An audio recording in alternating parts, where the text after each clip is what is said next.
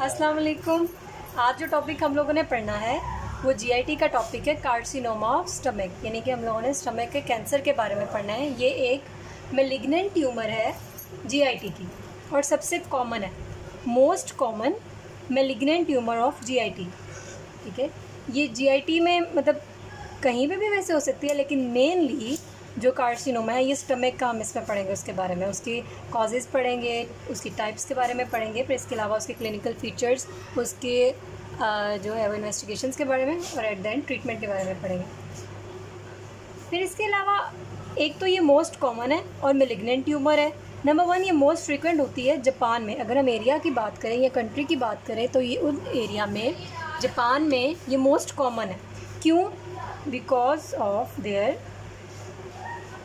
Dietary factors, certain कोई उनके vitamins या मिनरल्स वगैरह जो लैक हो, लैक ऑफ न्यूट्रिएंट्स की वजह से वहाँ पे बहुत ज़्यादा फ्रीक्वेंट है कार्सिनोमा ऑफ स्टमक। और मेल रेशो जो है ये ज़्यादा होती है फीमेल्स की निस्बत। और इनमें जो एज लिमिट होती है या एज होती है वो 50 ईयर्स होती है, अबव 50 ईयर्स।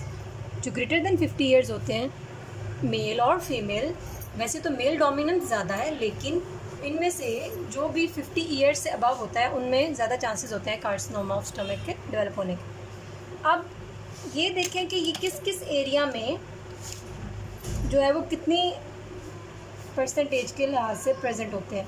तो अगर हम बात करें,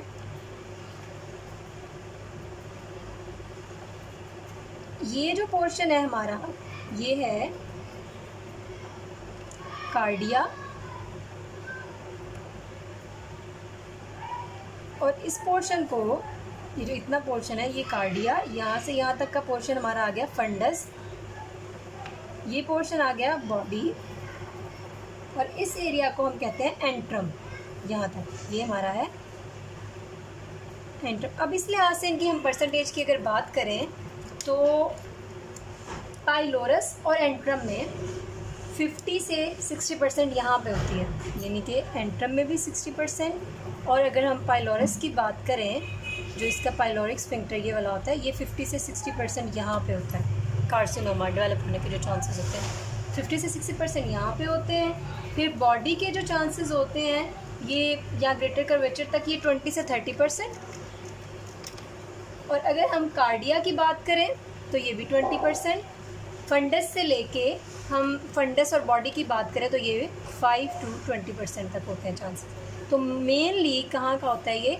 एंट्रम का या पाइलोरस का। पाइलोरस और एंट्रम में 50 से 60% चांसेस होते हैं कार्सिनोमा के डेवलप होने के। और उसकी वजह से गैस्ट्रिक आउटलेट ऑब्स्ट्रक्शन हो सकती है कि यहाँ से जो स्मॉल इंटेस्टाइन में जाना होता है उस जगह से ऑब्स्ट्रक्ट हो सकता है, तो गैस्ट्रिक आउटलेट ऑब्स्ट्रक्शन हो सकती है।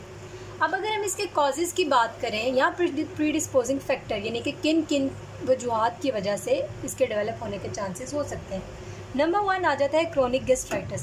क्रोनिक गैस्ट्राइटिस इस वजह से क्योंकि अगर बहुत ज़्यादा देर तक यहाँ पे आपका जो एसिड है उसकी कॉमुलेशन होती रहती है, तो वो आपके ऑब्वियसली म्यूकोजा को रप्चर करती है। उसके रप्चर होने की वजह से आपका म्यूकोजा डैमेज होता है और वहाँ पे अल्सरेशंस बन सकती हैं म्यूकोजा के डैमेज होने से। तो वो क्रोनिक गैस्ट्राइटिस जो है वो क्या कहते हैं, साथ ही कार्सिनोमा में डेवलप हो सकती है, इंटेस्टिनल या आप कह लें स्टमक के जो म्यूकोजल फोल्ड्स होते हैं उनके मेटाप्लेजिया की वजह से। ठीक है, फिर डाइटरी फैक्टर्स होते हैं। डाइटरी फैक्टर्स में बेसिकली आप जो है, इसमें हम 2 तरह की बात करते हैं। नंबर 1, एक तो आपने स्पाइसी फूड का इंटेक बहुत ज़्यादा, उससे भी आपके एसिड प्रोडक्शन ज़्यादा होगी।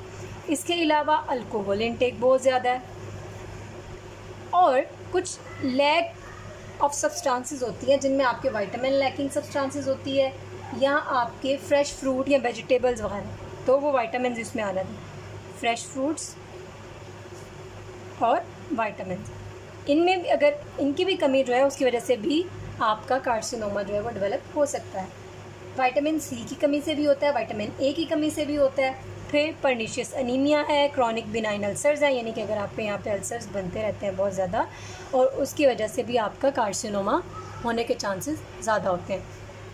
पार्शियल गैस्ट्रेक्टमी, अब एक ऑपरेट अगर हम उसका करवाते हैं, जो है क्या कहते हैं आपका, हम लोगों ने जो पढ़े थे स्टमक की डिजीज़ जो हमने पहले पढ़ी है प्रीवियस वाली, जिसमें हम लोगों का पेप्टिक अल्सर है, गैस्ट्राइटिस है या गैस्ट्रोपैथी कुछ भी, उसमें अगर हम उसका सर्जिकल ऑपरेट करवाते हैं तो उसमें सर्जिकल रिसेक्शन करवाते हैं, पार्शियल गैस्ट्रेक्टमी करवाते हैं हम। उसकी वजह से क्या होता है कि वो एरिया स्टमक का, अगर हम लोगों ने ये एरिया यहाँ से रिसेक्ट करवा दिया हुआ है तो उसकी वजह से, उसकी रिसेक्शन की वजह से यहाँ पे इंटेस्टिनल मेटाप्लेजिया डेवलप हो सकता है। और इस इंटेस्टिनल मेटाप्लेजिया जो है वो कन्वर्ट होता है आपके कार्सिनोमा स्टमक में, ठीक है। तो गैस्ट्रोजिनोस्टमी या इंटेस्टिनल कोई भी आपने प्रोसीजर जो करवाया है या गैस्ट्रेक्टमी मेनली आपने करवाई है, तो जो रिसेक्टेड स्टमक होता है वो इंटेस्टिनल मेटाप्लेजिया की वजह से उस जो है वो कैंसर के रिस्क जो है वो इंक्रीज़ हो जाते हैं। तो ये थे कुछ कॉजेज़। इसमें हमने पढ़ा क्रॉनिक गैस्ट्राइटिस,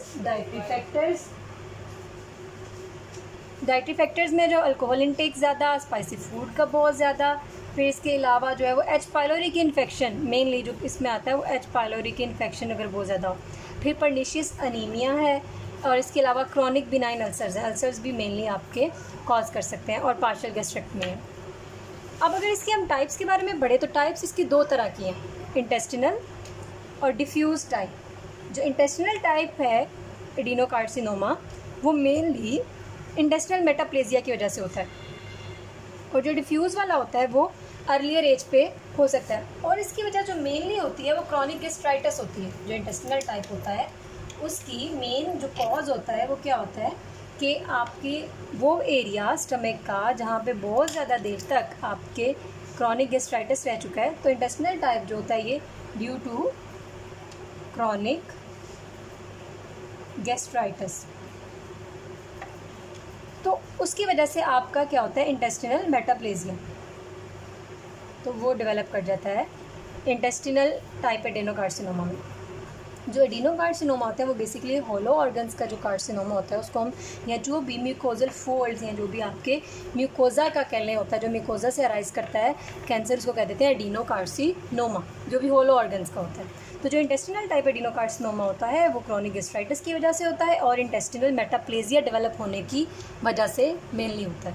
तो जो डिफ्यूज टाइप एडिनोकार्सिनोमा होता है वो नेटिव म्यूकस सेल से अराइज करता है, और वो बिल्कुल भी जो है वो क्या कहते हैं इसकी वजह से नहीं होता क्रॉनिक गैस्ट्राइटिस की वजह से, बल्कि वो किसी भी और वजह से, या कह लें वो जेनेटिकल कॉजेज़ की वजह से हो सकता है। वो किसी भी एज पे mainly at earlier age develop होता है, और इसमें कोई मेल डोमिनेंस नहीं रहती इसमें। और इसमें डिफरेंस यही होता है कि इस वाले में जो है it is not due to chronic gastritis, यानी कि ये वैसे भी डेवलप हो सकता है।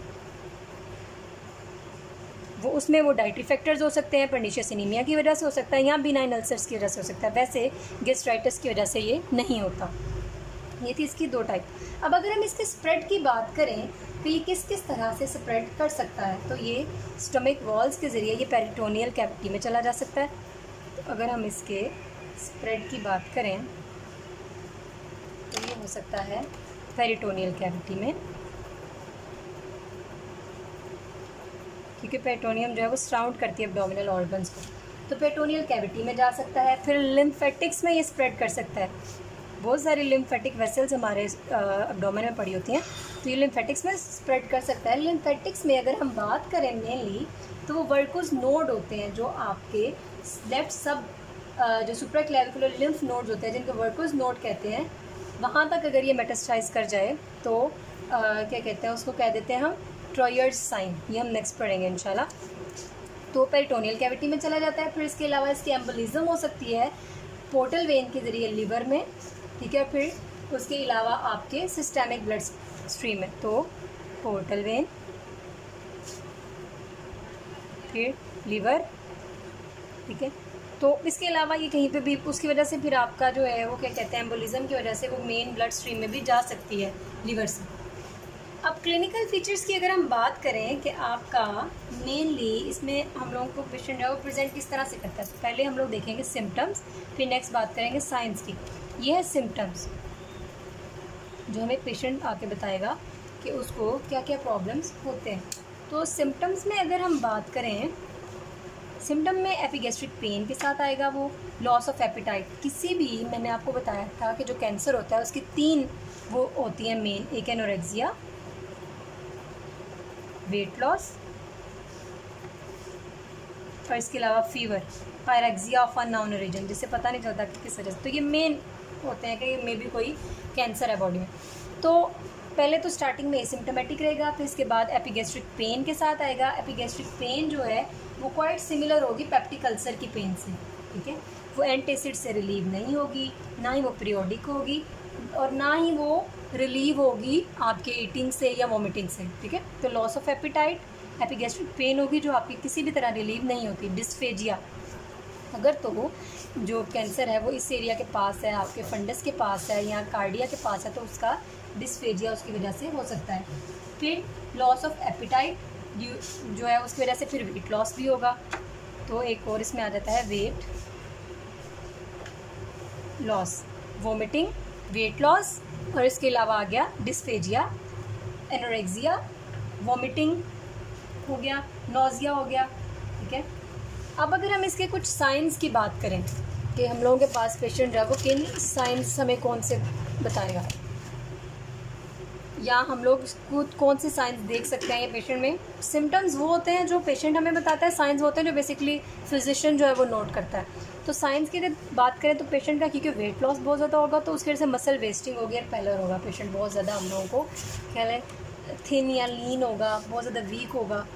इसके अलावा जो हम लोगों ने ये ट्रॉयर्स साइन पढ़ा था, ट्रॉयर्स साइन क्या होता है, ये पल्पेबल लिम्फ नोड्स होते हैं आपके सुप्रा क्लैविकुलर रीजन में, और वो जब बहुत ज़्यादा लिम्फेडिनोपैथी उनकी डेवलप हो जाती है, ठीक है, वर्कुस नोड उनको हम क्या कह देते हैं, इनका नाम क्या होता है, वर्कुस नोड, ठीक है। तो वो पल्पेबल जब होते हैं उसको हम कह देते हैं ट्रॉयर्स साइन। तो ये भी एक जो है वो क्या कह लें साइन है आपके स्टमक के कार्सिनोमा का। फिर इसके अलावा एपिगैस्ट्रिक टेंडरनेस साथ हमें मिल सकती है।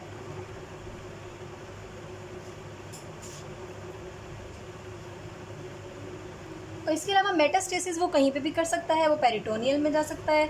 पेरिटोनियल जो है वो क्या कहते हैं साइटिस उसकी वजह से डेवलप हो सकती है। लिवर मेटाप्लेजिया हो सकता है जो कि जॉन्डिस और हेपेटोमेगाली में जो है वो क्या कहते हैं डेवलप करता है। आगे हम बात करें कि हम इसके लिए इन्वेस्टिगेशंस कौन कौन सी परफॉर्म करवा सकते हैं। तो इन्वेस्टिगेशन में सबसे पहले गैस्ट्रोस्कोपी या गैस्ट्रिक बायोप्सी। गैस्ट्रोस्कोपी क्या होता है कि आप वही जो एंडोस्कोपी की स्टडी होती है उसको हम कह देते हैं गैस्ट्रोस्कोपी, जो स्टमक के लिए होती है मेनली। तो उसकी वजह से आप क्या करते हैं कि वो आप स्टमक में वो गैस्ट्रोस्कोप लेके जाते हैं यहाँ से, फिर आप वो जिस एरिया में आपको लगता है वहाँ से स्पेसिमेंस लेते हैं एरिया से, और उन स्पेसिमेंस की फिर आप बायोप्सी परफॉर्म करवाते हैं। उस बायोप्सी से फिर जो रिजल्ट्स आपको मिलते हैं उससे पता लगता है कि ये एडिनोकार्सिनोमा है या ये आपका जो है क्या कहते हैं कार्सिनोमा है स्टमक का, एडिनोकार्सिनोमा है या डिफ्यूज एडिनोकार्सिनोमा। फिर बेरियम मील जो है वो स्टडी हम लोगों ने पढ़ा था कि वो स्टमक के लिए होती है, बेरियम स्टडी मेनली, और ये फिलिंग डिफेक्ट शो करती है। अब इसका अगर हम फेट पॉइंट देखें, हाल मार्क देखें, तो इसकी वजह से फिलिंग डिफेक्ट आता है इसमें, ठीक है। तो ये मेन इसका फीचर है कि बेरियम मील पे उसका फिलिंग डिफेक्ट आएगा और इरेगुलर अल्सर या रोल्ड एजेस आएंगे, प्लस रोल्ड एजेस आ सकते हैं या अल्सर्स आ सकते हैं। अब सीटी और अल्ट्रासाउंड जो है ना ये बेसिकली आपका मेनली सीटी या अल्ट्रासाउंड बात करेंगे आपके वॉल थिकनिंग बताते हैं कि उसकी वॉल जो है यहाँ से थिक होगी, वॉल थिकनिंग बताएंगे, ठीक है। और अल्ट्रासाउंड जो है वो डेमोन्स्ट्रेट करता है मैस को, वॉल थिकनिंग को, और इसके अलावा जो हमारा है ये पेनिट्रेशन हम देख सकते हैं कि गैस्ट्रिक वॉल में कहाँ तक ये पेनिट्रेट कर सकता है, तो पेनिट्रेशन हम इसमें देख सकते हैं। और इसके अलावा स्टेजिंग कर सकते हैं हम इसमें। अब इसकी मैनेजमेंट की बात करते हैं। मैनेजमेंट में सबसे मेनली जो है वो सर्जिकल रिसेक्शन होता है, वो ही एक इसका क्यूरेटिव ट्रीटमेंट यही होता है मेन, कि अगर आप इसको रिमूव करवा दें, ठीक है, तो सर्जिकली हम इसको जो है वो रिसेक्शन इसकी जो होती है यही क्यूरेटिव ट्रीटमेंट होता है फॉर अर्ली गैस्ट्रिक कैंसर। लेकिन जब कुछ पेशेंट्स में ये जो है वो एट द एंड स्टेज पता लगता है और उसकी वजह से जो है वो आप रिसेक्शन इसकी नहीं कर सकते,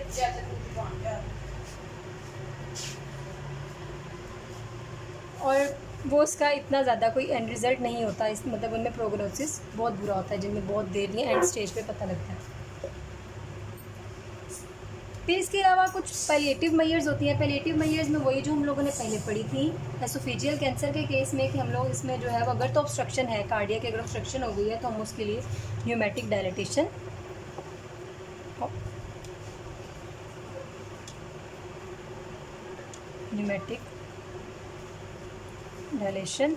और इसके अलावा जो है क्या कहते हैं आप इसकी मेटालिक स्टेंट प्लेसमेंट,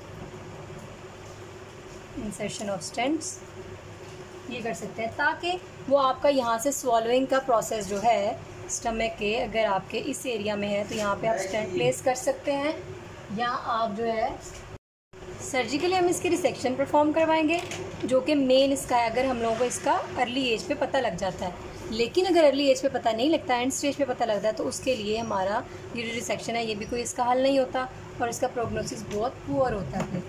लेकिन इसके अलावा कुछ पैलिएटिव मेजर्स होती हैं। पैलिएटिव मेजर्स में होता है कि अगर आपके कार्डिया के पास है ये कैंसर और उसकी वजह से आपके डिस्फेजिया है और यहाँ से निकलने में मसला हो रहा है, खुराक नीचे नहीं जा रही, तो आप इसकी न्यूमेटिक डायलिटेशन करवाते हैं। यानी कि अगर तो वो उसकी नर्विंग हो चुकी है तो यहाँ से बलून इन्फ्लेट किया जाता है और उसको फिर डायलेट किया जाता है, तो ये होती है न्यूमेटिक डायलिटेशन। फिर इंसर्शन होती है स्टेंट की, यहाँ इस एरिया को आप न्यूमेटिक डायलेट कर दें, यहाँ पे आप एक स्टेंट मेटालिक स्टेंट प्लेस कर दें, ये होता है पैलिएटिव मेजर्स। इसके अलावा न्यूट्रिशन आपने, क्योंकि पेशेंट से खाया पिया कुछ नहीं जा रहा होगा, उसकी मसल वेस्टिंग है, वो पेलर है, थिक है, लीन है, तो आप उसकी न्यूट्रिशन को बेहतर बनाएंगे। न्यूट्रिशन के लिए या तो आप टोटल पेरेंटल न्यूट्रिशन देंगे उसको, यानी कि आप उसको जो है वो क्या कहते हैं नेज़ोगैस्ट्रिक ट्यूब के ज़रिए आप उसको जो है क्या कहते हैं, या इन द फॉर्म ऑफ आप कह लें ड्रिप्स की फॉर्म में आप उसको न्यूट्रिएंट या उसके जो इलेक्ट्रोलाइट्स हैं वो उसको देंगे, तो उससे आप फ्लूइड इलेक्ट्रोलाइट इम्बैलेंस से आप बच सकते हैं। तो TPN यानी कि टोटल पेरेंटल न्यूट्रिशन या इंटरनल या एंट्रल फीडिंग होती है। एंट्रल का मतलब होता है जो कि एनल साइड से होती है, तो एंट्रल या पेरेंटल, तो ये दो तरह के होते हैं, जिससे आप पेशेंट की जो एक क्या कहते हैं उसकी न्यूट्रिशन है उसको थोड़ा सा बेहतर बना सकते हैं, ताकि उसको किसी किस्म का कोई मसला ना हो। उम्मीद है आपको आज का टॉपिक समझ आ गया होगा। इसके अलावा अगर कोई भी प्रॉब्लम हो आप मेरे से पूछ सकते हैं। Thank you. अस्सलाम वालेकुम।